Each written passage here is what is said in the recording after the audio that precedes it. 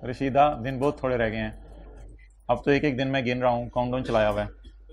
अब तो मैंने अपने कमरे में बड़ा बड़ा करके लगा दिया। 4 सितंबर, 6 सितंबर, कौन सा 4 सितंबर। तो अब तो मैं बस सब तुम्हें क्या बताऊँ। और कल मैं तुम्हें बताऊँ, मुझे रात का खाना ही भूल गया।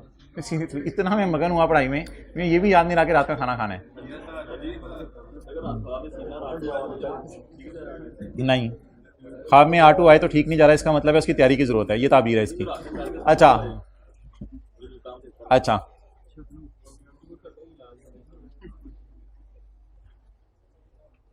Page number 375।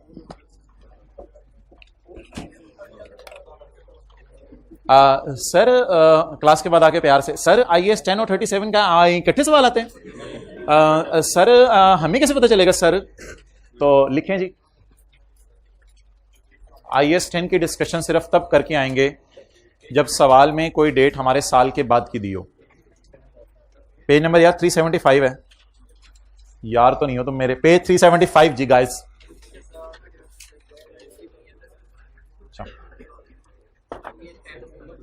जी छोटा सी बात लिखें, IAS 10 की डिस्कशन यानी एडजस्टिंग नॉन एडजस्टिंग, ब्रैकेट में लिखें एडजस्टिंग नॉन एडजस्टिंग। IAS 10 की डिस्कशन सवाल में सिर्फ तब करके आएंगे जब सवाल में कोई साल के बाद की डेट दी हो। IAS 10 की डिस्कशन सिर्फ सवाल में तब करके आएंगे जब सवाल में कोई साल के बाद की डेट दी हो। और बेहतरीन सवाल इसमें पास पेपर का क्वेश्चन 1 है जो आज दूसरी क्लास में करवाना है। IAS 10 की डिस्कशन हम तब करके आएंगे जब सवाल में साल के बाद की कोई डेट दी हो।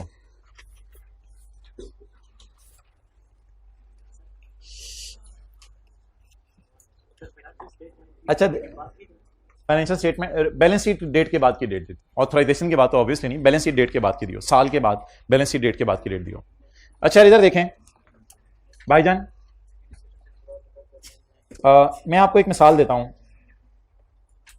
एम्प्लॉय इंजर हुआ इस दिन और उसने केस कर दिया इस दिन।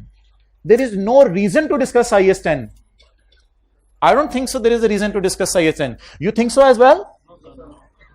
Is there any reason to discuss IAS 10? There is no reason to discuss IAS 10. कब एम्प्लॉय इंजर हुआ और उसने केस कब किया? हमारे साल। क्या कोई IAS 10 की डिस्कशन करेंगे? Event after the reporting date और those? So no IAS 10 discussion, no IAS 10 discussion. कोई जरूरत नहीं IAS 10 की डिस्कशन की। हमें DOG ने BITE की है। इंजर हुआ इस दिन, केस कर दिया इस दिन, और अगर खुदा ना खास्ता इंजर हुआ इस दिन और कराहता हुआ आया इस दिन, तो फिर IAS 10 को क्या कर दें? It relates to circumstances that existed at reporting date. तो अच्छा एक और बात याद रखिए, जो केस होगा ना बाय डिफॉल्ट हम एज्यूम करेंगे डायरेक्टर्स ने भी ऑथराइज नहीं की फाइनेंशियल स्टेटमेंट्स। समझ रहे हैं मेरी बात? बाय डिफॉल्ट हम हमेशा एज्यूम करेंगे ना डायरेक्टर्स ने फाइनेंशियल स्टेटमेंट्स ऑथराइज नहीं की हुई अभी। जनवरी फरवरी मार्च की अक्सर डेट्स दिया करेगा आपको, तो आप एज्यूम करेंगे भी फाइनेंशियल स्टेटमेंट हमारे हाथ में है। तो IAS 10 जरूर हम डिस्कस करके आया करेंगे जब कभी सवाल में अगले साल की डेट, और अगर सवाल में अगले साल की डेट ही नहीं फिर IAS 10 क्या, फिर तो प्योरली IAS 37 का सवाल है। और आमतौर पे सवाल ऐसा होता है कि 70-80% मार्क्स IAS 37 के होते हैं और 10-20% मार्क्स IAS 10 के होंगे। भाईजान आप बच्चे कुछ टेस्ट को इजी ले रहे थे, इंटेंजिबल्स के जो सवाल था IAS 12 का, उसमें जो इंटेंजिबल्स की डिस्कशन थी वो आपकी फूकें उड़ा देनी है, वो जो रिवर्स वर्किंग से होनी थी सारी चीज़ें। और उसके बाद कंसोलिडेशन के अंदर जो है वो जो लॉसेज आ रहे थे काफ़ी सारे, हर जगह लॉस आ रहा था, उसने भी आपकी फूकें उड़ा सकता था। और IFRS 9 का सवाल भी फूकें उड़ा सकता था। तो कुछ लोगों ने तो कर लिया होगा, मैं उनकी बात नहीं कर रहा।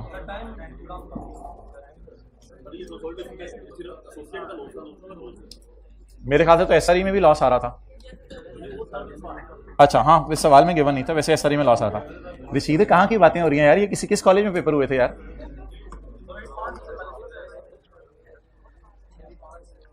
A factory worker of industry, भाईजान मुझे CA करा लेने थे, घर वालों को मैं ताकि आता हूँ कि CA कराना चाह रहा हूँ। A factory worker of industrial chemicals limited was seriously injured on 10 जून। जी बातें कर लें आप बातें। मैं on 10 June 2015 during a production process, जब चीजें बन रही थी तो बेचारे की उंगली बीच में आ गई। तो subsequent development in this matter are as follows. Explain the accounting treatment and disclosure requirements in respect of the above methods in ICL financial statements for the year ended 30 June 2015. Do not support your answer by deferring to the relevant guidelines given in IFRS. Yes, support your answers. On 26 जुलाई 2015 है, साल के 26 दिन बाद IAS 10 मेरे दिल पे लग रहा है कुछ, IAS 10 की भी डिस्कशन करेंगे. ऑन 26 जुलाई 2015, साल खत्म होने के 26 दिन बाद, the worker filed a claim of 25 million. Worker ने मुंह खोल के 2.5 करोड़ पे बनता है. उसने मुंह खोल के कहा, I am seriously injured, please give me 2.5 crore.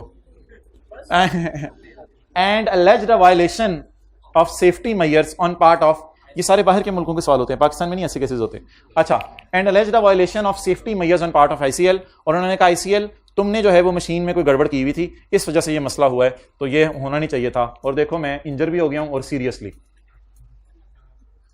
अच्छा, the lawyers anticipate that there is a 60% probability that court would award 12 and 40% chance that amount would be 8. ये परसेंटेजेस अमाउंट्स के साथ जुड़ी हुई हैं, केस हारने जीतने वाली नहीं हैं. तो लिखें ये परसेंटेजेस रिलायबल एस्टीमेट वाली हैं. ये परसेंटेजेस कौन सी हैं?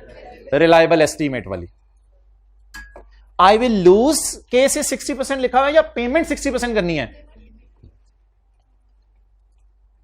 ये परसेंटेजेस रिलायबल एस्टीमेट वाली हैं, केस हारने जीतने वाली नहीं है. आपको लग रहा है मैं बताता हूं, आपको भी लगाता हूं. अच्छा, ये कहां से पता चलेगा कि हमने केस हारना है?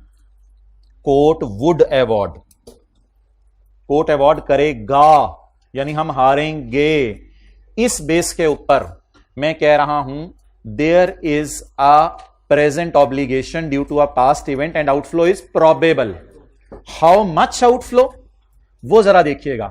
60% chance that ₹12 million will be paid and 40% chance that 8 million would be paid. 60% chance क्या है, कितने देने हैं? 12. इसकी ब्यूटी पता क्या हुआ करेगी? इस परसेंटेज के आगे अमाउंट लिखी हुआ करेगी, यहां से हमें पता चल जाया करेगा. 60% probability that court would award 12. इस तरह नहीं लिखा हुआ मेरे भाई, 60% probability that court would pass order against us. अगर इस तरह की लाइन लिखी होती ना, वो मैं आपकी बात मानता. केस हारने जीतने वाली है. ये परसेंटेज केस हारने जीतने वाली हुई है या फिगरों पे लगाने वाली है? आगे हमारी मर्जी है कि मोस्ट लाइकली वाला तरीका लगा लें या एक्सपेक्टेड वैल्यू वाला तरीका लगा लें. अच्छा, मुझे स्टार्टिंग पॉइंट बताएं सवाल का क्या होगा? 25. अगले ने मुंह खोल के मांगा कितना? 25. Starting point is 25. अगले का क्लेम 25, उसने मांगा 25. पास्ट इवेंट इंजरी, वो किस साल हुई है? हमारे साल. ओ, वी आर वेरी अनलकी. अच्छा, अब मेरा सवाल आपसे यह है कि मेरे पास एक ऑप्शन है 13 वाली, 12 मिलियन वाली उठा लूं. ये इस तरीके का मैंने नाम बताया है, मोस्ट लाइकली. और दूसरी ऑप्शन है मेरे पास 12 इंटू 10 पॉइंट. और ICAP का जब सोल्यूशन आया था उसने ये दोनों ऑप्शंस लिखी हुई थी, लेकिन फिर उसने लिखना छोड़ दी हुई है. इस कैलकुलेशन को मैं काट रहा हूं. मैंने कितने देने हैं? 12. उसने कितने मांगे? खुदा के लिए 12 उठा के 8 को इग्नोर कर दीजिएगा, बच्चे 12 उठा के भी 8 को देख रहे होते हैं. उसने मांगे कितने?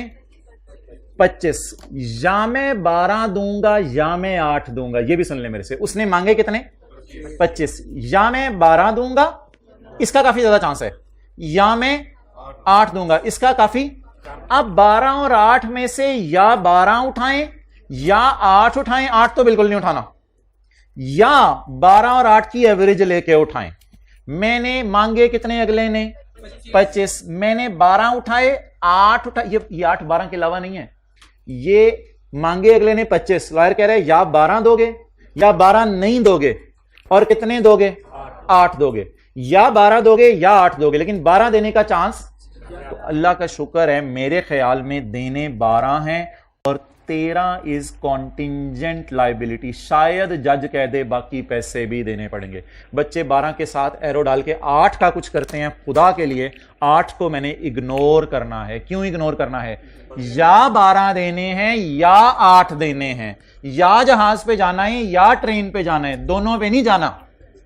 तो जब आपने उठा लिया 12 को, तो खुदा के लिए 8 को ना उठाइएगा। अगर आपको शौक चढ़ा हुआ 8 उठाने का, फिर आप ऐसे ना कीजिएगा, फिर 12 इंटू 60% और 8 इंटू 40% करके उठा लीजिएगा। ये भी शायद पेपर में चल जाए, लेकिन मैं सिर्फ किसको उठा रहा हूं? मोस्ट लाइकली को। अब अगले ने मांगा कितना? 25। लॉयर के मुताबिक मैंने देना कितना है? 12। नहीं, बस बात खत्म हो गया, मैंने उनमें से कंक्लूड कर लिया। मैंने देना कितना है? 12। 12 इज मोस्ट लाइकली करके उठाया। ये हो गया प्रोबेबल, जिसका मैंने रिलायबल एस्टीमेट लगा लिया है। प्रोबेबल की क्या बनाएंगे? प्रोविजन मेक करेंगे। बाकी पैसे देने का मैंने कहा दूसरी साइड को डिस्कस कर लिया, एक दफा की थी हमने, जामिल का सवाल था, पता नहीं कौन सा था। बाकी का लो चांस है। लो चांस का मतलब हाँ पॉसिबिलिटी है, जज का क्या पता बाकी पैसे भी देने पड़ जाएं। क्या होगा तो किसको क्या करेंगे? पॉसिबल होगा तो कॉन्टिंजेंट लायबिलिटी को, और अगर प्रोबेबल होगा तो प्रोविजन बनाएंगे, और अगर पॉसिबल होगा तो कॉन्टिंजेंट लायबिलिटी डिस्क्लोज। इंग्लिश में इधर ये तीनों बातें लिख के आएंगे, उधर वो तीनों बातें लिख के आएंगे। अब सवाल पूछो। जिसकी ज्यादा प्रोबेबिलिटी होगी उसी को उठाएंगे। ज्यादा चांस है कि 12 देने हैं, 60% चांस है, और 40% चांस है कि 8 देने हैं, तो आप 12 को उठा लें। मोस्ट लाइकली को उठाएं, ज्यादा चांस है 12 देने का। अगर 12 की जगह 10.4 होता तो फिर बैलेंसिंग 25 माइनस 10.4 इधर आ जाता।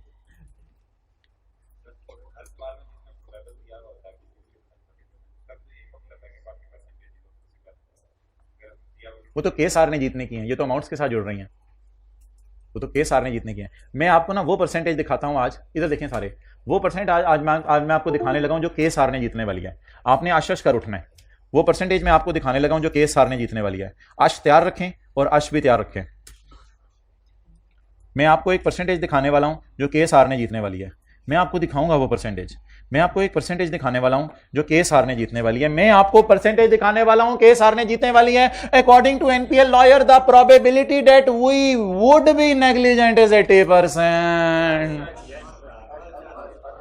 ये कौन सी वाली है? ये परसेंटेज कौन सी वाली है? The probability that I will. ये सवाल आपको मैंने कराया हुआ है क्लास में, कहीं और डलवा के करवाया हुआ है।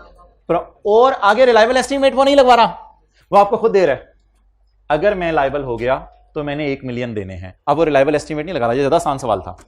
मुझे बताएं ये परसेंटेज कैसे केस हारने जीतने वाली है? ये अमाउंट के साथ नहीं जुड़ रही, बल्कि इसके साथ फिक्रा क्या लगा हुआ है पीछे? According to my lawyer the chance that we will be loser is, and if we are loser then we will pay 1 million. तो इसको आप कंपेयर कर लीजिएगा पेज 373 के बी के 2 से, बी के 1 से, पेज 373 के बी के 1 से, ताकि आपको वो भी पता चल जाए ये 80% किस तरह लिखा होता है पेपर में। उठा दें इनको। ये खुदा के लिए नींदें पूरी करके आया करें, और कुछ करूँ ना करूँ, मैं ये इंश्योर करता हूँ नींद पूरी हो जाए। वो और बातें कल 1 बज गए थे टर्म टेस्ट का सोल्यूशन भेजते भेजते, क्योंकि कुछ बच्चों को टेंशन थी कि सोल्यूशन नहीं आया अभी तक। दिल में थी, बताया मुझे किसी ने भी नहीं कल कि सोल्यूशन नहीं अपलोड हुआ, लेकिन दिल में तो थी। कितनों के दिल से बाहर आने लगी थी मैसेज के जरिए? ओके, क्या कोई कॉफी यूज नहीं करते हैं? जाने दो, खुदा का खौफ कर भाई, अंदर का जज्बा चलाता है बस, और कुछ भी नहीं है। अंदर का जज्बा होता है बंदे में। अब आप मुझे ये बताएं कि प्रोविजन के लिए कितनी 3, आइंदा ऐसी हरकत मत करना। अच्छा, प्रोविजन के लिए मुझे बताएं कि कितनी शराइत पूरी होनी चाहिए? 3 नहीं, ये तो 3 बातें हैं जो लिख के आनी है। 3 शराइत क्या पूरी 3 बातें क्या पूरी होनी चाहिए? पास्ट इवेंट और reliable estimate and probable outflow. अब हम क्या करेंगे?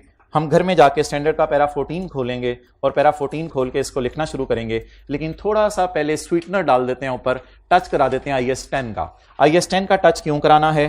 क्योंकि 10 जून को इंजरी हुई है और 26 जुलाई को उसने हमारे खिलाफ क्या कर दिया है?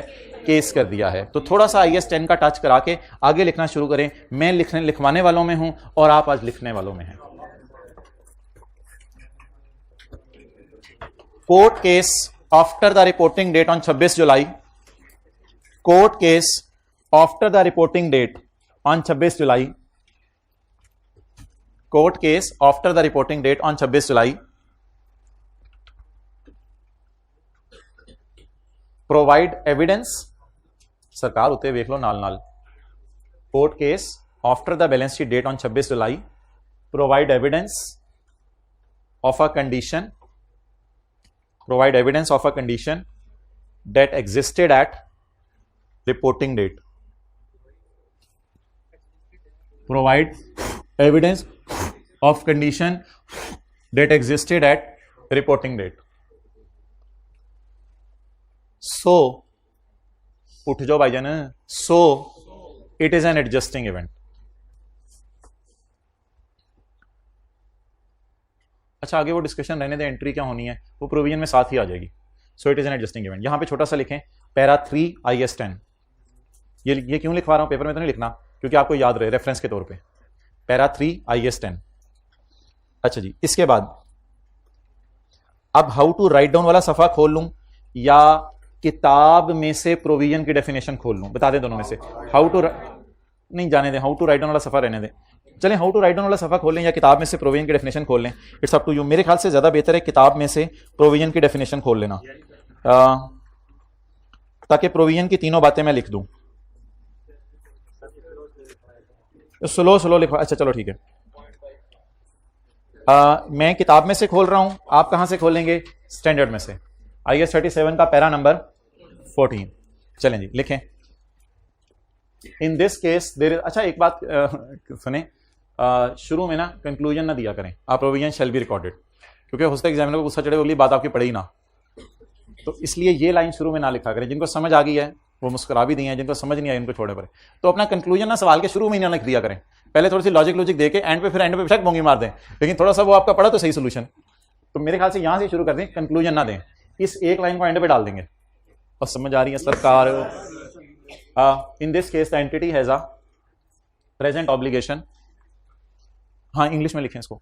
इन this case entity has a present obligation. मैंने आज तक बोलना था present obligation as a result of past event which is injury. कौन सी री, injury, which is injury on 10 June 2015. ये कौन सा इवेंट हो गया, past event. The outflow is probable, the outflow is probable.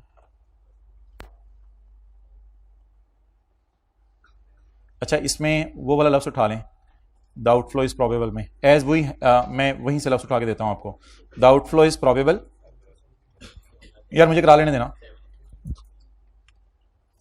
As the court would award compensation, क्योंकि court compensation देगा. The outflow is probable as the court would award compensation as per lawyer. Lawyer की ये राय है.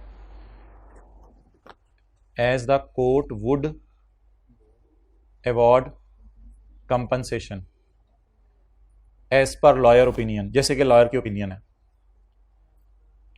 Lawyer opinion. अच्छा अब reliable estimate से पहले मैं ये वाली लाइन डलवा रहा हूं. Therefore a provision would be recorded for a reliable estimate.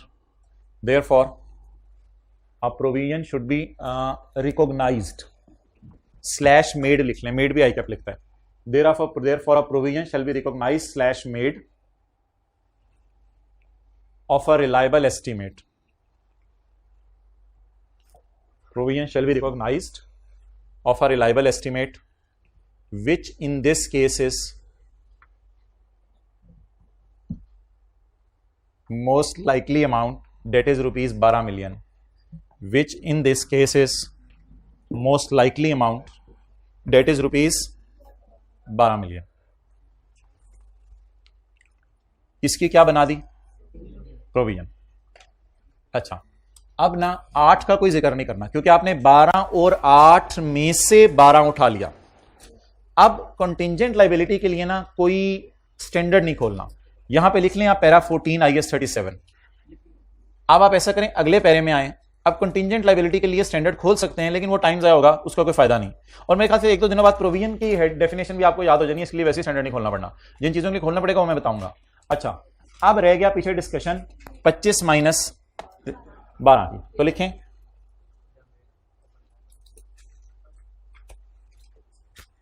In respect of 13 million, bracket में लिखें 25 minus 12, in respect of 13 million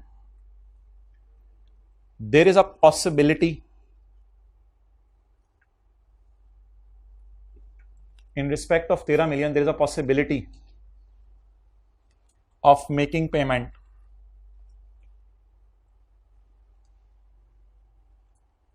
आगे बता दें। सो क्या करेंगे, so a contingent liability will be disclosed, so a contingent liability will be disclosed, giving brief nature of event and estimate of financial effect. Brief nature of event, giving brief nature of event and estimate of financial effect. Giving brief nature of event and estimate of financial effect. अच्छा, ये किसकी discussion हो गई? Point one की।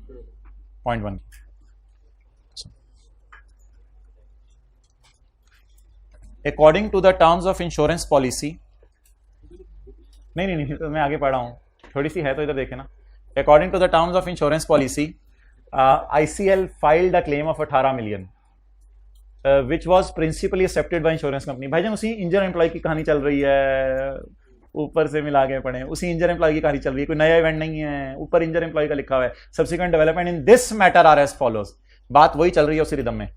According to terms of insurance policy, 3 parties आ गई हैं, reimbursement वाला सिनेरियो भी है। अब according to terms of insurance policy, ICL ने मुंह खोल के मांगे 18 million, which was principally accepted by insurance company. Insurance company ने कहा तू भाई है मेरा, मैं तुझे 18 मिलियन देता हूं, which is principally accepted by insurance company. हाँ जी, हमारा नाम आईसीएल, इंजर हुए एम्प्लॉय का नाम पता नहीं, एक्सपेंस डेबिट, ये एंट्री हमारी बुक्स में ही होगी 12 की, और इंश्योरेंस कंपनी।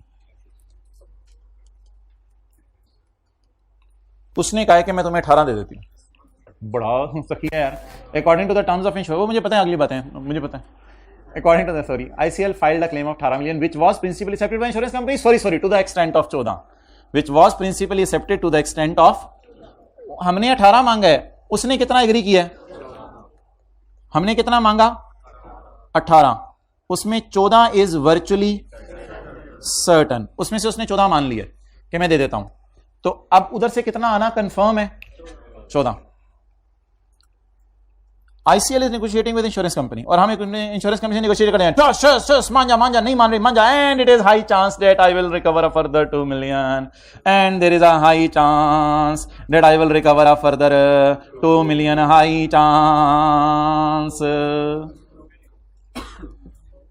कुछ भी नहीं वाला ना, क्लास के बाद मिलना मेरे से। अब बाकी आप लोग इधर देखिए, 2 लफ्ज पढ़ें, इसका मुझे मतलब बताएं। प्रिंसिपली एक्सेप्टेड 14 का, वर्चुअल असिस्टेंट नहीं, वर्चुअली सर्टन, 2 रुपए प्रोबेबल है, 2 रुपए प्रोबेबल है, इसका मतलब हाई। याद आ रहा है कुछ एसेट साइड पे थोड़ा सा? अच्छा, क्या होगा तो किसको क्या करेंगे? बारिश होगी तो बच्चे को छतरी देंगे, प्रिंसिपली एक्सेप्ट कर लेगा तो वर्चुअली सर्टन को रिकॉर्ड करेंगे, ऐसे ही पढ़ा था ना। प्रिंसिपली एक्सेप्ट कर लेगा तो वर्चुअली सर्टन को रिकॉर्ड करेंगे, और क्या होगा तो क्या करेंगे? प्रोबेबल होगा तो कॉन्टिंजेंट एसेट को डिस्क्लोज करेंगे। थोड़ा थोड़ा लागे ये बातें पढ़ी हुई हैं, नहीं लागे तो मैं आके लगाता हूं अभी। क्या होगा तो क्या करेंगे? प्रिंसिपली एक्सेप्ट होगा तो वर्चुअली सर्टन को रिकॉर्ड करेंगे, और प्रोबेबल होगा तो कॉन्टिंजेंट एसेट को मुझे लगता है मेरी क्लासें आप ले रहे हैं, डिस्क्लोज करेंगे। बाकी दो की बहस छोड़े पर ना करके आइएगा, ऐसे कोई चांस नहीं मिलने का, ऐसी टाइम ज़्यादा होगा। और कितना जाए, दो साइडें पहले ही डिस्कस करनी है, अब तीसरी बहुत ज़्यादा लंबी हो जाएगी, फिर छोड़े परे, करना चाहे कर सकते हैं। अच्छा, अब भाईजान रिसीवेबल कितना है, मांगा कितना, ये इनको क्या क्या कर रहे हैं ये तो सीए करें।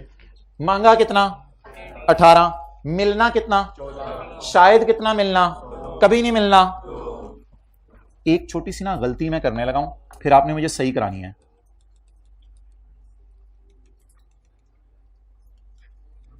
The asset will be recorded up to the extent of, ये तो मेरे ख्याल से रीइंबर्समेंट के पैरे में पढ़ा था ना, कि एसेट को कितना रिकॉर्ड किया जाएगा। तो गलत एंट्री करके इसको सही कर लें, ये तो एक कॉन्सेप्ट हमने क्लास में शायद पढ़ा हुआ है, लेकिन P&L में नेट कर सकते हैं। माना कि वर्चुअली सर्टन कितना है 14, मिलना कितना है 14, लेकिन the receivable will be recorded up to the extent of provision.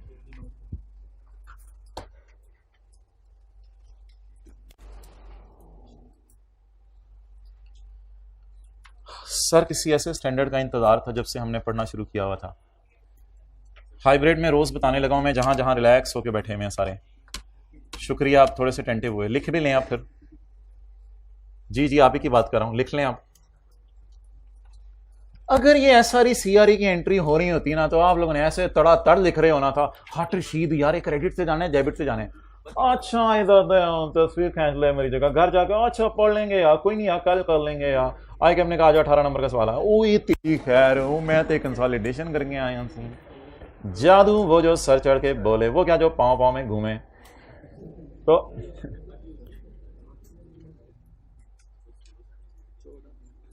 Syllabus ending date क्या खत्म हो गया, जाएं। कोशिश है वो 5-6 अगस्त तक, 8 दिन तो 10 दिन तो आपने मुझे वैसे ही देने ना, 4 बड़ी ईद के, 4 छोटी ईद के और 2 मुहर्रम के, तो ये 10 दिन तो अगस्त में वैसे ही मांगे मैं आपसे।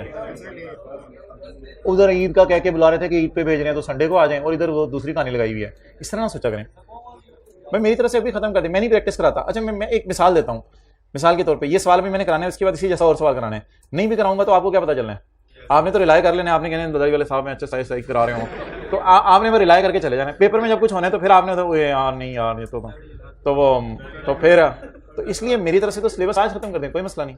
उसका IFRS 15 रेवेन्यूज का है और एक फाइनल अकाउंट है, अच्छा सिलेबस खत्म हो गया जी। अच्छा जी,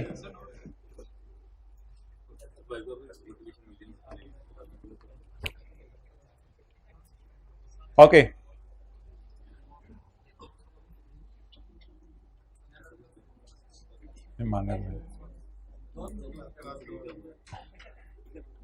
ओके। अच्छा जी, मांगा कितना हमने 18, मोबाइल यूज करें क्या करें, मांगा कितना 18 और मिलना कितना है, लेकिन एंट्री किसकी करनी है, सुभान अल्लाह। मांगा कितना, मिलना कितना है, लेकिन एंट्री किसकी करनी है, the reimbursement will be recorded up to the extent of provision. अब वो मैं पैरा वो 2 मैंने कहा था अगले साल मिल जाएगा, वो इंशाल्लाह जब मिलेगा तब इनकम में डाल देंगे वो 2। अच्छा अब अभी रिसीवेबल उस 2 का बुक नहीं करना, रिसीवेबल सिर्फ 12 का बुक करना है। 2 का बुक करना होता तो मैं उसकी एंट्री कराता। तो ये रिसीवे अच्छा ये रिसीवेबल खबर तो कर, मैं यही ताने लगा, ये रिसीवेबल अगले साल रिसीव कितना होगा 12, माशाल्लाह इन्ना लिल्लाह सुभान अल्लाह। ये रिसीवेबल अगले साल रिसीव कितना होगा, तो हम अगले साल एंट्री करेंगे कैश डेबिट 14 बताई भी थी उस दिन, receivable credit 12, other income credit 2। इस 2 से मिक्स ना करें, ये 2 अलग कहानी है। अगले साल ये वाला रिसीवेबल कितना रिसीव होगा 14, बाकी 2 रुपए अगले साल की इनकम में डालेंगे। हाँ स्टैंडर्ड कहते हैं कि रिसीवेबल को रिकॉर्ड करने प्रोविजन तक। बदल दो स्टैंडर्ड, बदल दो स्टैंडर्ड मैं क्या करूँ, स्टैंडर्ड कहता है कि रिसीवेबल को रिकॉर्ड करना है प्रोविजन तक, मैं क्या करूँ, अगले साल रिसीवेबल ज्यादा रिसीव हो जाए तो मौजा ही मौजा, अकल नहीं थे मौजा ही मौजा। हाँ जी हाँ जी, जब मिलेगा तब देखेंगे।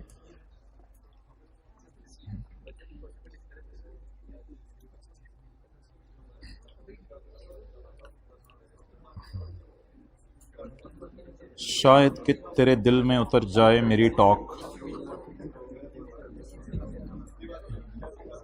खामोश, एक minute. Where sum are all of the expenditure required to settle a provision of ₹12 is expected to be reimbursed by insurance company. चुप जा। The receivable shall be recorded when and only when it is virtually certain that reimbursement will be received from insurance company, which in this case is yes. The receivable shall be treated as a separate asset in balance sheet and the amount recorded for receivable shall be up to the amount of provision. Receivable सिर्फ 12 का record करना है. However, in P&L, the खर्चा of provision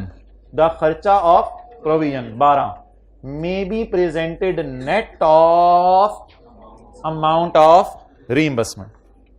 तो अब आप हजरात ये बातें जो है वो लिख लें। इन this case the reimbursement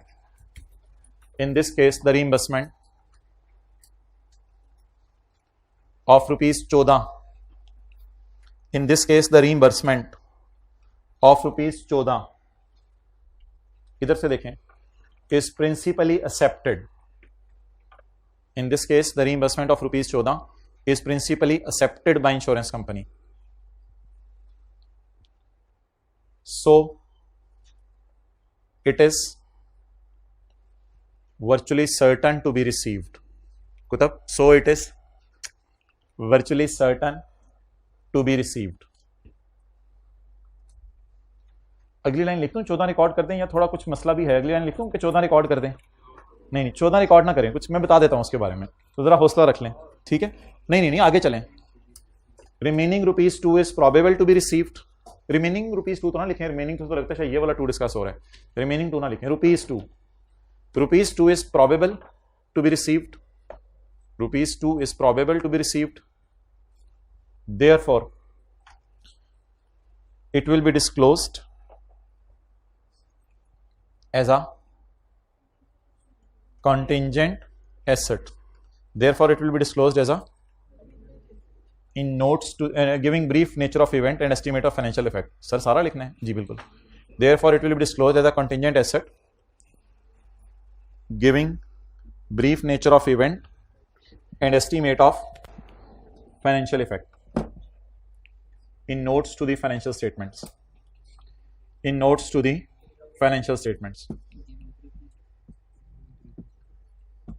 Therefore ₹2 will be disclosed as a contingent liability giving brief nature of event and estimate of financial effect in notes to the financial statement. मुझे याद है इतनी डिस्कशन के बाद मैं आपको क्या करूंगा, पास पेपर क्वेश्चन 7 करवाया था पूरा। अच्छा, अब ना वो वाले रूल्स लिखें। अब आपने पैरा 53 और 54 लिखना है, लेकिन देखें कहां से। पहले ये वाली लाइन लिखते हैं, the amount recorded for reimbursement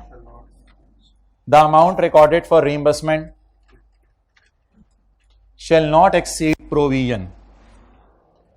The amount recorded for reimbursement shall not exceed provision.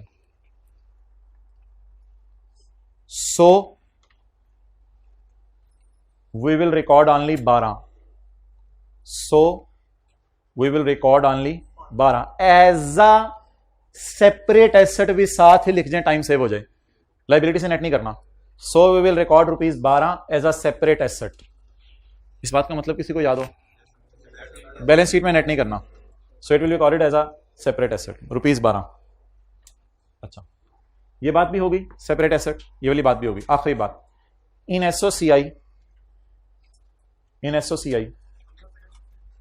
जैसे मर्जी लिख लो, खैर अगला paragraph. In SOCI the expense relating to provision may be presented net.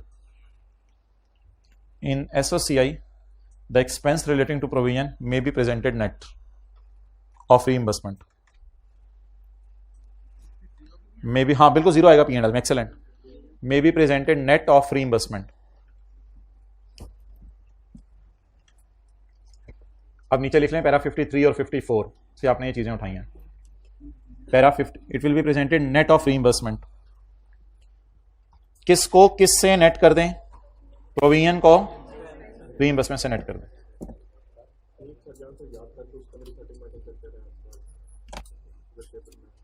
एक आंसर याद करके उसकी सेटिंग करते रहें। बिल्कुल सही बताया है। मैंने अभी स्टैंडर्ड से चीज़ें खोली थी, अगर कल आप लोगों ने कोई जाके 5 मिनट दिए हो ना तो बहुत ही अच्छा है। अगर कल आप लोगों ने दिए थे, मैंने पहले ये वाली सारी बातें लिखी हैं प्रोविजन वाली, ये मैंने लिखी हैं 12 मिलियन के बारे में। फिर मैंने 13 मिलियन के बारे में ये वाली बातें लिखी हैं, मैंने कल कहा था इस तरह लिखना है। 13 मिलियन के बारे में ये वाली बातें लिखी हैं। फिर मैंने 14 मिलियन के बारे में ये वाली बातें लिखी हैं। Claim to the extent of 14 is accepted, therefore it will be taken as virtually certain. और 2 मिलियन के बारे में मैंने ये वाली बातें लिखी हैं, कल मैंने कहा था ये याद कर लें। Recovery of claim to the extent of इतने is probable so contingent asset would be disclosed. और फिर प्रोविजन और रीइंबर्समेंट इकट्ठी आ रही थी, सॉरी रीइंबर्समेंट का सवाल था, प्रोविजन भी थी, रिसीवेबल भी था, तो मजबूरन फिर मैंने जाके ये भी लिख लिया कि company should record it as a separate asset, P&L में नेट कर दें और अमाउंट रिकॉर्डेड। अब लकीली ये पॉइंट नंबर 1, 2, 5, 6 और 8 ये सारे के सारे मैंने लिखे हैं सवाल में। तो I think it's very easy now. अब एक सवाल मैं आपके सामने रखने लगा हूं। ओहो, इसका आखिरी सवाल तो कर लें, वो तो आसान सा है।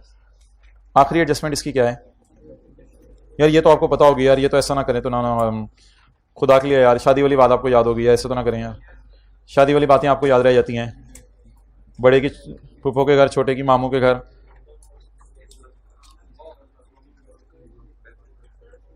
नहीं, 1 मिनट। अच्छा जी, एक छोटा सा टच कराना था, किसी ने बताया ही नहीं, छोटा सा टच कराना था। क्या इसको एक छोटा सा टच और कराना था? 5 अगस्त, हाँ गुड, 5 अगस्त। सो इंश्योरेंस क्लेम जी, इतना बड़ा आपको लिखवाएंगे तो आप छोटा सा लिख के आएंगे ना। Insurance claim after year and is an adjusting event. बस अब और कितना डिटेल में जाएंगे। Insurance claim after year and is an adjusting event, क्योंकि केस तो हमारे साल से पहले हो गया था ना। तो insurance claim on 5 August is an adjusting event.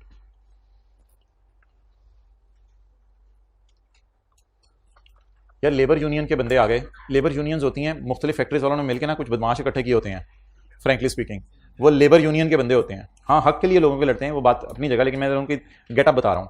तो लेबर यूनियन के बंदे बदमाश किस्म के बंदे होते हैं, हर फैक्ट्री में ना लेबर्स को सपोर्ट करने के लिए होते हैं ये, ताकि लेबर पिससे ना। तो on representation by labour union, management is considering to pay 15 lakh रुपए in addition to compensation that may be awarded by court. Management ने सोचा है कि जब कोर्ट उसको पैसे दे देगा ना, 13 मिलियन या जो भी कोर्ट 12 मिलियन जितने भी देगा कोर्ट, जब 12 मिलियन उसको दे देगा ना कोर्ट, तो उसके बाद जाते हुए मैं बरकत के लिए उसको 15 लाख रुपया खुश करने के लिए जरा दे दूंगा। अब वो इज कंसिडरिंग कि छोटे बेटे का intentions are not unless they are. नहीं, मैंने कौन सी वाली बात लिख के आनी है? मैंने आपको ये बताया था, मैंने आपको कल बताया था, मक्खी आ गई थी। मक्खी was trying to do CA and we were not interested in crying her CA. No legal और नो लीगल और constructive obligation. The obligation for payment of 15 lakh is neither legal as matter is under consideration and no formal announcement is made, therefore no provision or disclosure is required। तो आप लिख लें page 341 पे point 4 पूछा है, page 341 वाला point 4 लिख के आना है। 341 वाला पॉइंट 4 लिख के आना है। कमाल सवाल है ना, सारी चीजें तकरीबन इसमें डिस्कस कर ली। अच्छा, अब जादू वो जो कैच कर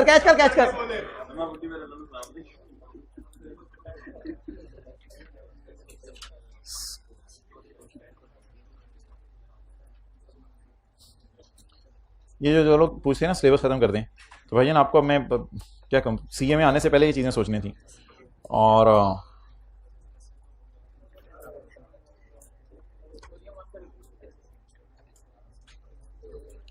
अच्छा जी, मैं आपको सीए करा रहा हूँ, तो पेज नंबर आ जाएं 372 पर। हमारा क्वेश्चन नंबर मैं नहीं बताता होता, वो मुझे आदत है। पेज 372 पर पॉइंट 2 हाइब्रिड में नजर आ रहे हैं जो किताब नहीं खोल रहे, मेहरबानी। हर कोई समझते मुझे कह रहे हैं, ये भी मसला है। दिसंबर हमारा ईयर एंड है, कैच करें, दिसंबर हमारा ईयर एंड है।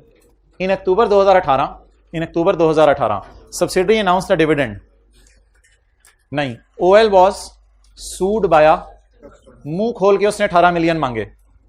अच्छा यार, सवाल को ना ऐसे ना देखें, जस्ट रिलैक्स, 18 मिलियन मांगे कस्टमर ने ऑन अकाउंट ऑफ सेल, चुप कर तू, ऑन अकाउंट, सवाल भी नहीं पढ़ने देते यार, on account of sale of घटिया क्वालिटी के इंस्ट्रूमेंट्स, हमने उसे घटिया क्वालिटी के सर्जिकल इक्विपमेंट्स जो है वो बेचे हैं, और क्या कहते हैं वो बीपी ऑपरेटर्स बेचा है, तो उधर से शुगर हो गया मरीजों को, तो हमने उसे घटिया क्वालिटी के सर्जिकल इक्विपमेंट्स बेचे हैं, इसलिए कस्टमर ने हमारे खिलाफ केस कर दिया।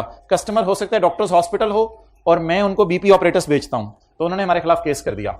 By the end of year, साल के एंड पे, OL communicated to the customer, हमने अपने कस्टमर को कहा ईमेल करके कि 5 मिलियन आपको हम दे देते हैं, ये तो हमने मान लिया है 5 मिलियन आपको, इसको आप पेबल भी कह सकते हैं क्योंकि सर्टन हो गई है अमाउंट, प्रोविजन भी कह दें तो कोई मसला नहीं, ये ना वो बहुत ही हाई लेवल की बात है, ये असल में मैंने उससे एक तरह का वादा कर लिया है, तो मुझे ये एक हाई लेवल का पेबल लग रहा है। अगर आप इसको प्रोविजन ना भी कहें तो कोई मसला नहीं, कह भी दें तो कोई मसला नहीं। ये अगर आप इस डायग्राम को देखें तो हाई चांस नहीं है पेमेंट करने का, मुझे कंफर्म हो गया है मैंने पेमेंट करनी है, ऐसा ही लग रहा है ना। प्रोबेबल है आउटफ्लो या सर्टन है? तो मैं एक अजीब डायग्राम, लायबिलिटी, ये एक 50% से भी ज्यादा चांस है, ये 100% कंफर्म है कि मैंने पेमेंट करनी है, क्योंकि मैंने कैसे बता दिया है, जज ने फैसला करना है या मैंने खुद ही कह दिया तो मैं 5 मिलियन दे दूंगा, तो 18 में से 5 मिलियन तो पेबल में चला गया या प्रोविजन बना ली, जैसे मर्जी समझ लें, 18 में से 5 मिलियन तो देना ही देना है in respect of remaining amount 13 million. 13 में से लॉयर का ख्याल है 70% चांस, अमाउंट के साथ परसेंटेज मिलने लगी है, लॉयर का ख्याल है 70% चांस है 6 देने हैं, बाकी 13 में से 70% चांस है 6 देने हैं और 30% चांस है 4 देने हैं। अब मुझे बताएं अगले ने मांगे कितने? 5 को पेबल, पेबल का मतलब है सर्टन है, प्रोविजन भी कह देंगे, कोई बुरा नहीं मनाएगा वो। 5 का पेबल बना लें, प्रोविजन बना लें, एक्सपेंस डेबिट पेबल क्रेडिट या एक्सपेंस डेबिट प्रोविजन क्रेडिट। बाकी मुझे बताएं मैं 6 उठाऊं या 4? 4 तो कभी नहीं उठाना, या 6 उठा लूं या 6 ज़रब 70% और 4 ज़रब 30%, इस तरह 4 ऑटोमेटिकली कैलकुलेशन में कवर हो जाएगा। लेकिन मेरा मशवरा क्या, रहने दें, आप क्या उठा लें, 6 उठा लें, 6 देने का चांस है। और OL launched a claim with supplier, ओहो ये तो हम अपने सप्लायर के पास चले गए ना, ये तो कहानी रीइंबर्समेंट की शुरू हो गई है, छोड़ने पर। बाकी का क्या करूं यार, 4 को इग्नोर कर देना है, मैंने कहा है 4 को अब इग्नोर कर देना है जी। 7 ये प्रोबेबल है, तो क्या करें, इसकी प्रोविजन बनाएं या रिकॉर्ड करें। और ये सवाल ने नहीं बताया हुआ, टाइम हुआ तो इस साइड पे भी डिस्कशन करिएगा कि ये पॉसिबल है, इसलिए क्या हो तो क्या करें, नोट करें।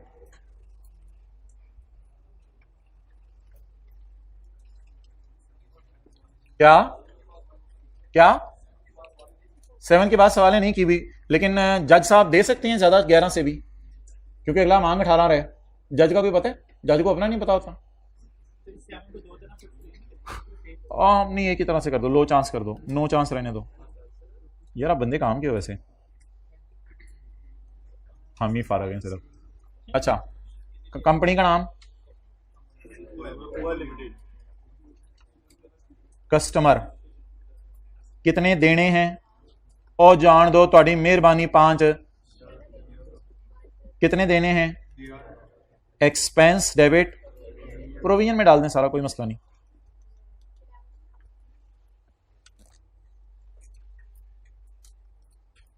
सरकार आगे चलूं, सॉरी अच्छे बच्चों आगे चलूं।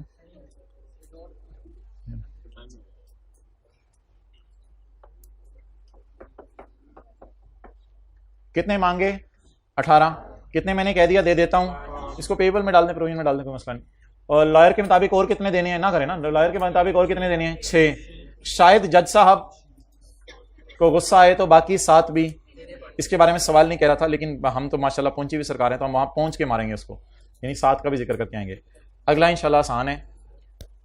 मुझे बताएं OL के साथ एक लफ्ज लिखा हुआ है कि ये डीलर है। OL के साथ ये, मैं एक तस्वीर ना भी नहीं तस्वीर मैं बताऊंगा तस्वीर का। OL के साथ एक लफ्ज लिखा हुआ है, ये बंदा कौन है?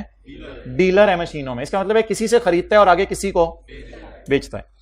इंशाल्लाह सारे बच्चे अब ये बात समझ जाएंगे। OL ने क्लेम लॉन्च किया है दिसंबर 18 में अपने सप्लायर के साथ reimbursement. The supplier accepted that कि मैं तुम्हें 9 मिलियन दे देता हूं। उसने कहा मैं तुम्हें 9 मिलियन दे देता हूं, जैसे पिछले सवाल में 14 मिलियन था। उसने कहा मैं तुम्हें 9 मिलियन दे देता हूं।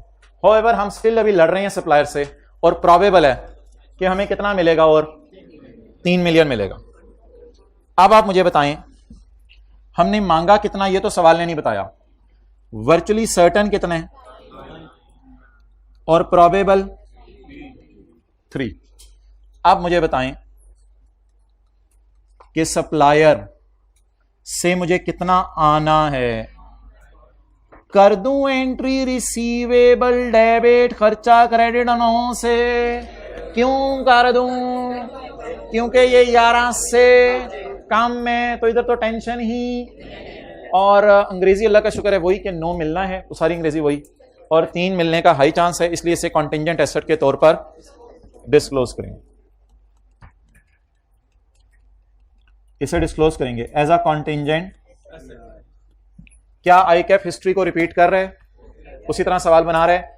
आप नमाज के बाद आए, उसी तरह एक और सवाल मैं आपको दिखाता हूं, इसी तरह के सवाल बना रहे हैं। साथ वाले को ले जाएं, पॉज बंद कर दो, होमवर्क मैं बता दूंगा अगली क्लास में।